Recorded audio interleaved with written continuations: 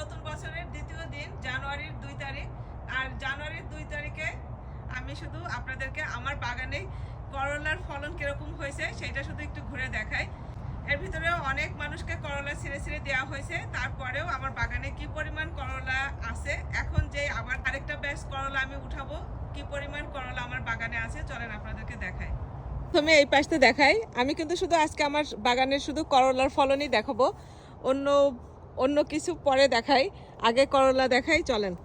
এই যে দেখেন বাগানের মাচার ভিতরে ঢুকে পড়লাম, ঢুকার পরে যে দেখেন মাশাআল্লাহ এত সুন্দর করলার ফলন হয়েছে বলার মতো না। দেখেন চলেন আরেক পাশে, এইটা এক সাইডে, এই যে দেখেন এই করলাটা দেখেন ভিতরে কত বড়। এই যে এই সাইডের করলার ফলন দেখেন। আরেকটা জিনিস দেখলে অবাক হয়ে যাবেন, এই যে দেখতেছেন না আমি যে এই যে এরকম নেট দিছি ইগুয়ানার জন্য, সেই নেটের ভিতর দিয়ে এইভাবে এই যে ফুলগুলা দেখেন বাইরে চলে আসে। এই যে এই ফুলগুলা বাইরে চলে আসার পরে তারপরে এর গোড়া থেকে যে করলা হয় দেখেন প্রত্যেকটা এই যে নেটের, এইটা তো দেখেন কিভাবে আটকাইছে, এটারে ছাড়াবো কিভাবে জানি না। এই যে দেখেন এই একটা, তারপরে এই পাশের করেন ওই সাইড দিয়ে তো আছেই ভিতরে আরো মাশাআল্লাহ দেখেন। এই যে দেখেন, এই যে দেখেন, দেখছেন এই যে দেখেন, দেখেন এই অনেকে মনে করেন যে করলা চাষের জন্য হয়তো অনেক বড় জায়গা দরকার, বাকেট দরকার, অনেক জায়গা দরকার। অল্প একটু জায়গার ভিতরে আমার এরকম করলার ফলন হয়েছে। করলার গাছটার গোড়াটা কোথায় চলেন দেখায়।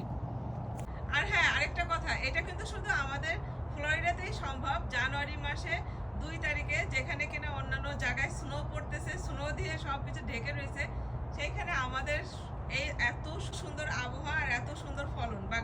এই যে দেখেন এই পাশ দিয়েও করলা, এই যে মাশাআল্লাহ, এই যে দেখেন।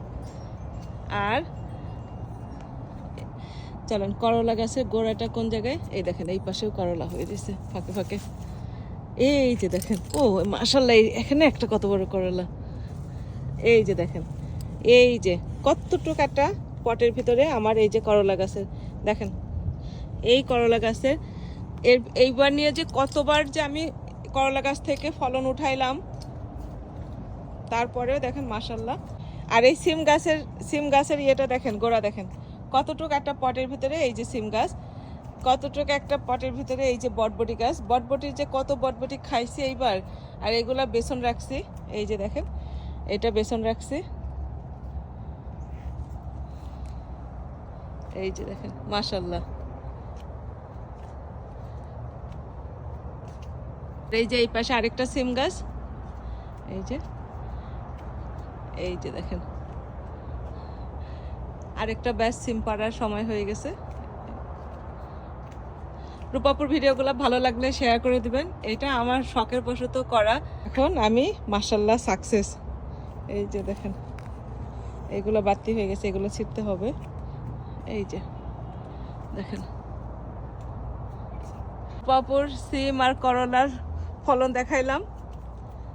যাই হোক সবাই ভালো থাকবেন, সুস্থ থাকবেন। রূপাপুর ভিডিওগুলো ভালো লাগলে শেয়ার করে দিবেন। আর রূপাপুর বাগান দেখে কেমন লাগলো অবশ্যই কমেন্ট করে জানাবেন। তো আজকে এই পর্যন্তই, আল্লাহ হাফেজ।